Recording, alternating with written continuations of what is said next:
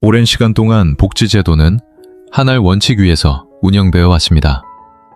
바로 신청해야만 받을 수 있다는 방식입니다.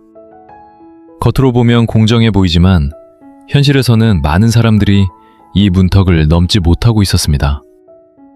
경제적으로 어려운 상황에 놓여 있으면서도 복잡한 절차와 서류 준비, 그리고 타인의 시선을 의식하는 마음 때문에 끝내 도움을 요청하지 못하는 경우가 많았습니다.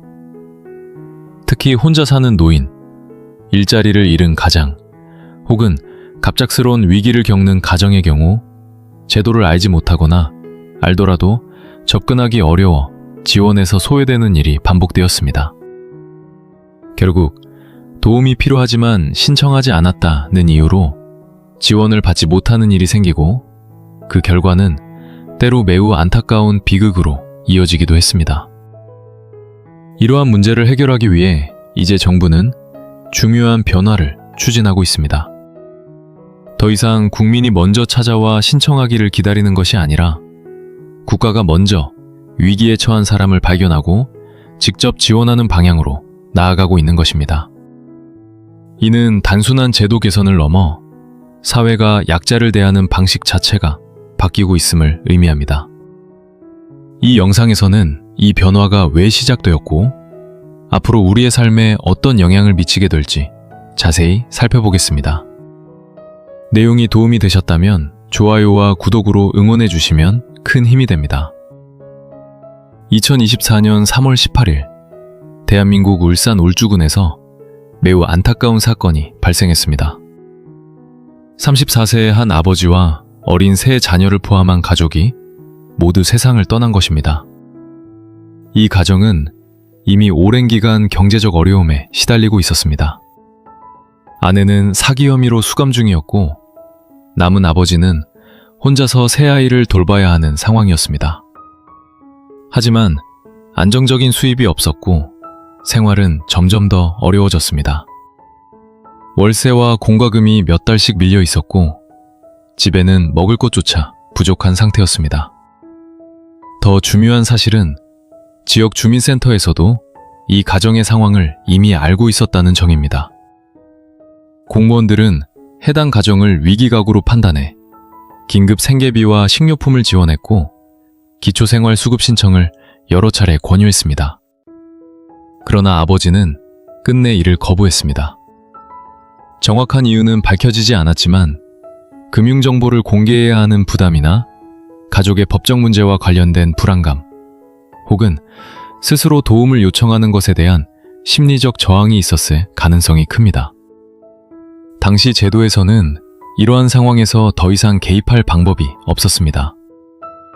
법적으로 당사자의 신청과 동의 없이는 재산조사나 수급 등록이 불가능했기 때문입니다. 결국 도움을 받을 수 있었던 가족이 신청하지 않았다는 이유로 제도 밖에 남겨졌고 그 결과는 돌이킬 수 없는 비극으로 이어졌습니다. 이 사건은 많은 사람들에게 큰 충격을 주었고 과연 신청을 기다리는 방식이 옳은지에 대한 근본적인 질문을 던지게 만들었습니다. 기존 복지제도의 핵심은 신청주의였습니다. 즉, 본인이 직접 신청해야만 지원을 받을 수 있는 구조였습니다. 이 방식은 행정적으로는 공정하고 효율적인 것처럼 보일 수 있지만 현실에서는 여러 가지 문제를 드러냈습니다. 첫 번째 문제는 심리적인 장벽입니다. 많은 사람들이 어려운 상황에 놓여 있음에도 불구하고 도움을 요청하지 못합니다. 사람들은 스스로 아직 버틸 수 있다고 생각하거나 타인의 시선을 의식해 지원을 받는 것을 부끄럽게 여깁니다.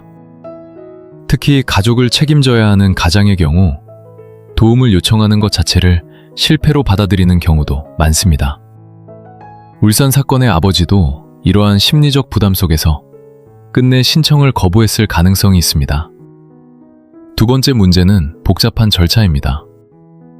기초생활 수급 신청을 위해서는 여러 서류를 준비하고 소득과 재산을 상세히 신고하며 금융정보 제공에 동의해야 합니다. 이러한 과정은 젊고 건강한 사람에게도 쉽지 않지만 고령자나 정보에 익숙하지 않은 사람들에게는 더 큰 부담으로 작용합니다. 혼자 사는 노인이 어떤 서류가 필요한지조차 알지 못한다면 제도는 존재해도 실제로는 접근할 수 없는 것이 됩니다. 세 번째 문제는 법적 제한입니다. 공무원이 현장에서 직접 어려운 상황을 확인하더라도 당사자의 신청이 없으면 더 이상 도울 수 없는 구조였습니다.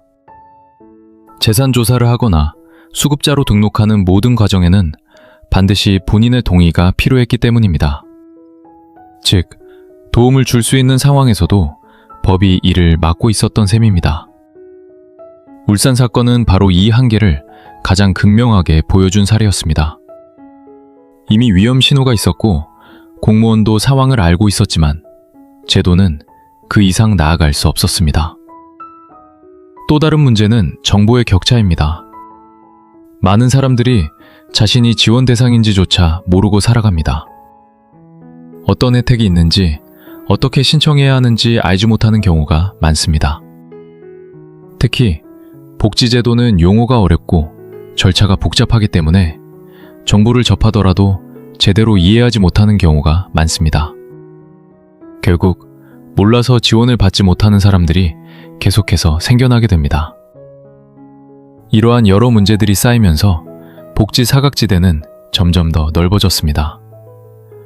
도움이 절실한 사람들이 제도의 문턱을 넘지 못하고 위기 상황이 방치되는 일이 반복되었습니다. 그리고 그 결과는 때로 돌이킬 수 없는 비극으로 이어지기도 했습니다. 결국 기존 제도는 잘못된 의도로 만들어진 것은 아니었지만 현실의 다양한 상황과 사람들의 심리를 충분히 반영하지 못했습니다.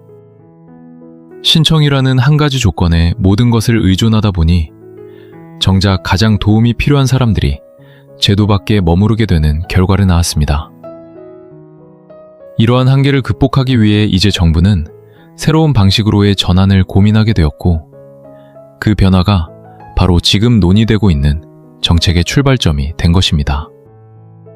기존 제도의 한계가 분명해지면서 정부는 더 이상 같은 방식으로는 문제를 해결할 수 없다는 판단을 내리게 되었습니다. 특히 울산에서 발생한 비극 이후 도움이 필요한 사람을 알고도 지원하지 못하는 구조를 바꿔야 한다는 사회적 공감대가 빠르게 형성되었습니다. 그 결과 등장한 것이 바로 이번에 추진되는 새로운 복지 정책입니다. 이 정책의 핵심은 한 문장으로 정리할 수 있습니다.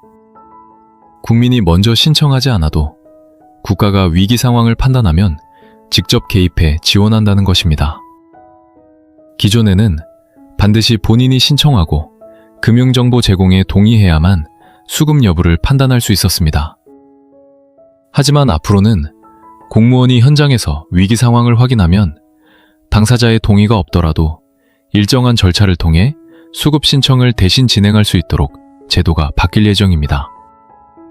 쉽게 말해, 이제는 기다리는 복지가 아니라 찾아가는 복지로 전환되는 것입니다. 이 변화에서 중요한 개념이 바로 직권 신청입니다. 직권 신청이란 공무원이 일정한 권한을 가지고 당사자를 대신해 복지 신청 절차를 진행하는 것을 의미합니다. 예를 들어 어떤 가정이 장기간 공과금을 내지 못하고 있고 주변 상황을 통해 생계가 어려운 것이 명확하다면 공무원이 직접 수급 신청을 진행해 우선 지원을 받을 수 있도록 하는 방식입니다. 이후 필요한 절차는 사후적으로 보완하는 구조입니다. 이 제도가 도입되면 가장 크게 달라지는 점은 속도입니다. 기존에는 신청, 서류 검토, 조사, 결정까지 오랜 시간이 걸렸습니다. 하지만 위기 상황에서는 하루, 이틀의 차이가 매우 중요합니다. 새로운 방식에서는 일단 지원을 먼저 하고 이후에 세부 내용을 확인하는 방식으로 바뀌기 때문에 긴급 상황에서 훨씬 빠른 대응이 가능해집니다. 또 하나 중요한 변화는 공무원의 역할입니다.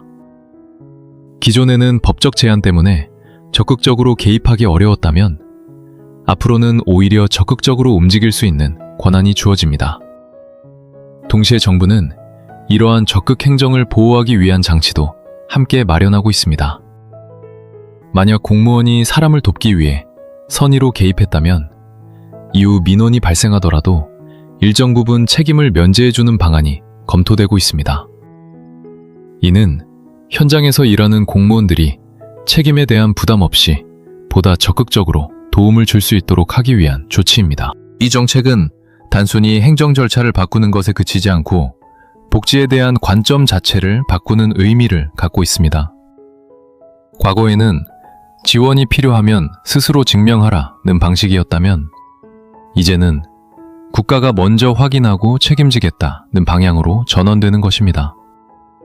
이는 특히 사회적 약자에게 큰 변화를 가져올 수 있습니다. 예를 들어 혼자 사는 노인이 있다고 가정해 보겠습니다. 이전에는 본인이 직접 주민센터를 찾아가야만 지원을 받을 수 있었지만 앞으로는 주변 환경이나 생활 상태를 통해 어려움이 확인되면 공무원이 먼저 찾아와 필요한 지원을 연결해 줄 수 있습니다.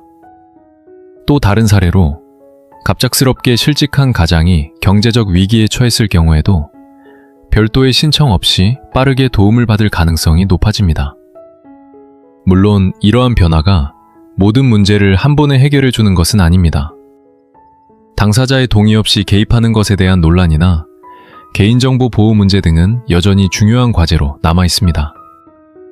하지만 그럼에도 불구하고 더 이상 명확한 위기 상황을 보고도 손을 놓고 있을 수 없다는 점에서 이번 정책은 큰 의미를 갖습니다. 새로운 복지 정책에서 가장 주목받는 변화 중 하나는 인공지능, 즉 AI 기술의 적극적인 활용입니다. 이제 복지는 단순히 사람이 신청하고 공무원이 처리하는 방식에서 벗어나 데이터와 기술이 먼저 위험 신호를 감지하고 사람에게 알리는 구조로 발전하고 있습니다. 쉽게 말해 AI가 보이지 않는 곳에서 계속 상황을 살피다가 문제가 발생하기 전에 먼저 알려주는 역할을 하게 되는 것입니다. 그렇다면 AI는 구체적으로 어떤 방식으로 위기가구를 찾아낼까요? 핵심은 일상 속 데이터입니다. 예를 들어 한 가정에서 전기나 수도 사용이 갑자기 크게 줄어들거나 오랜 기간 공과금을 납부하지 못하는 경우 또는 건강보험료가 계속 체납되는 상황이 발생하면 이는 단순한 경제 문제를 넘어 생계 위기의 신호일 수 있습니다.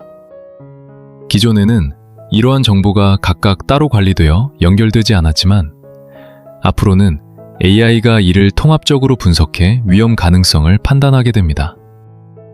예를 들어 평소에는 한 달에 일정 수준의 전기를 사용하던 가정이 어느 순간부터 사용량이 급격히 줄어들었다고 가정해 보겠습니다.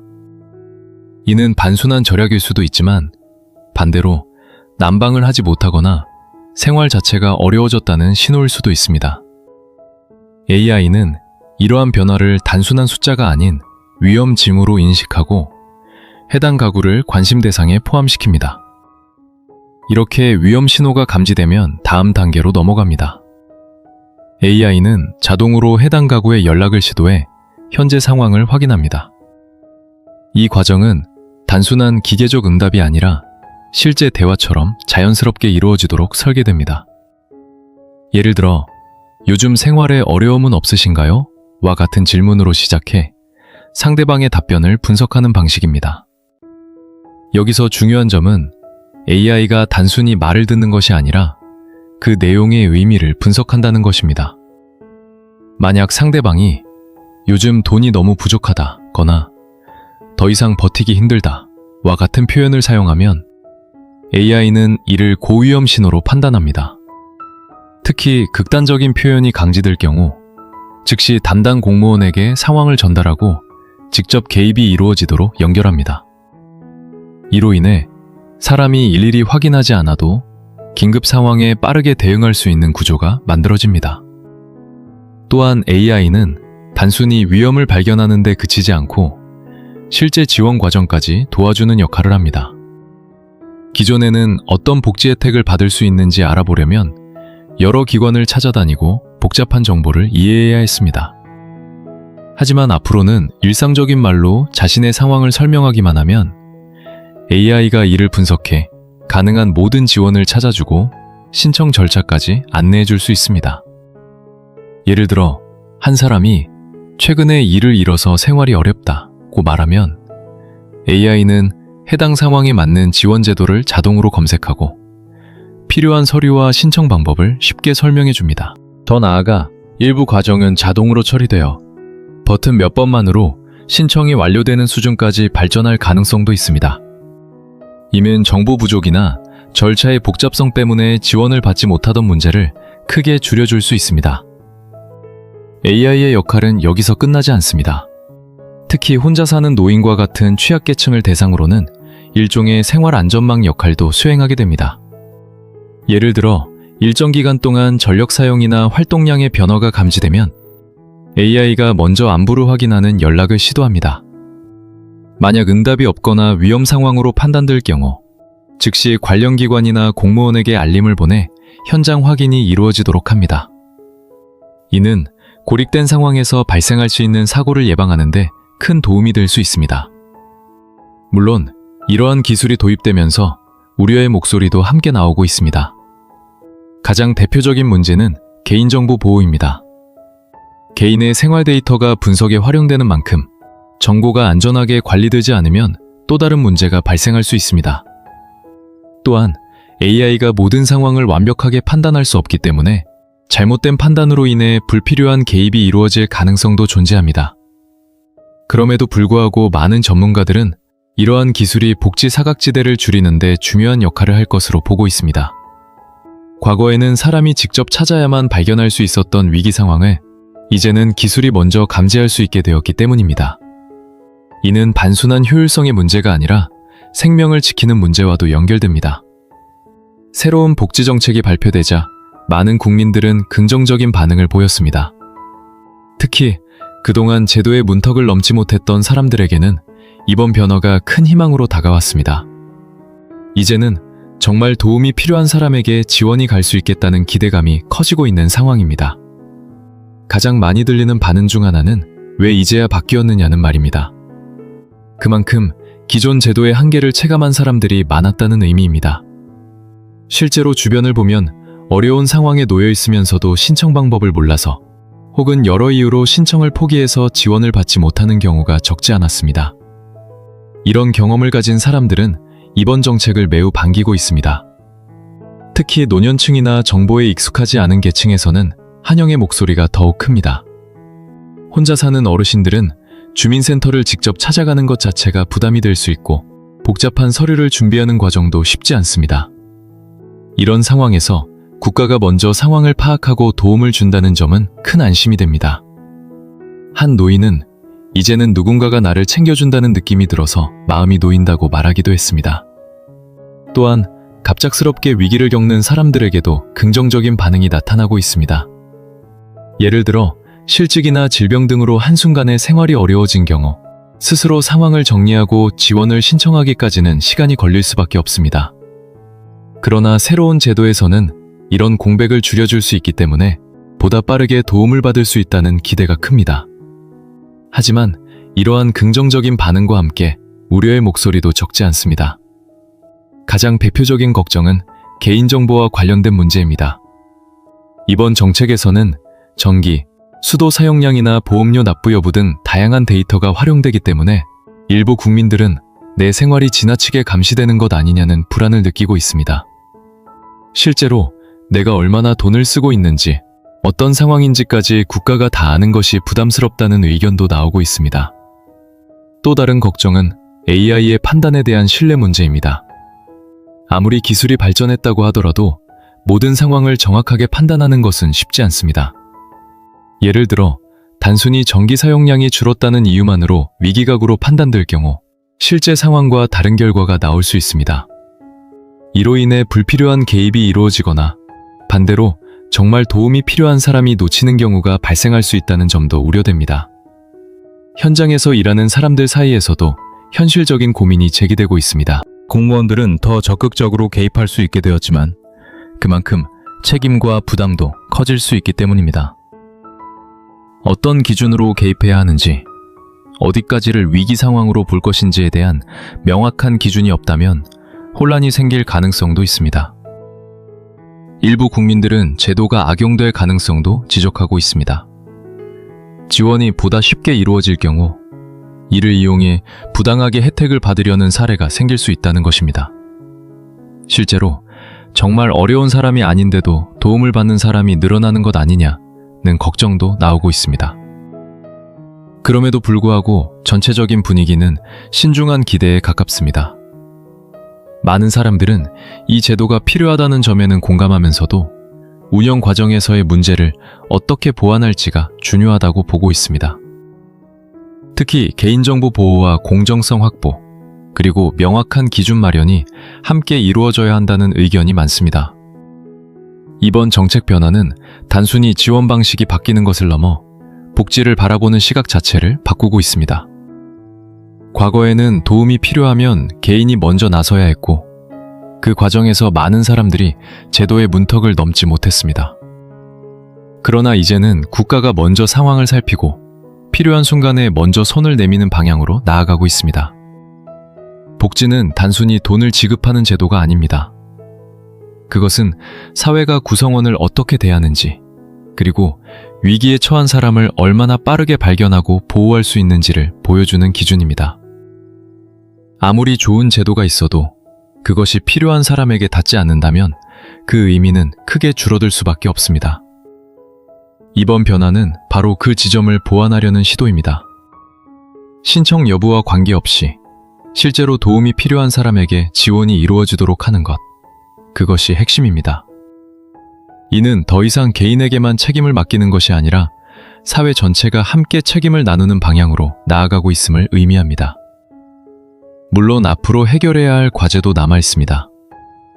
개인정보 보호, 공정성, 그리고 제도의 안정적인 운영은 반드시 함께 고민되어야 할 부분입니다. 그럼에도 불구하고 분명한 것은 더 이상 누군가가 도움을 요청하지 못했다는 이유로 방치되어서는 안 된다는 점입니다. 이제 복지는 기다리는 것이 아니라 먼저 다가가는 것입니다. 그리고 그 변화는 우리 사회를 한층 더 따뜻하게 만드는 시작이 될 것입니다.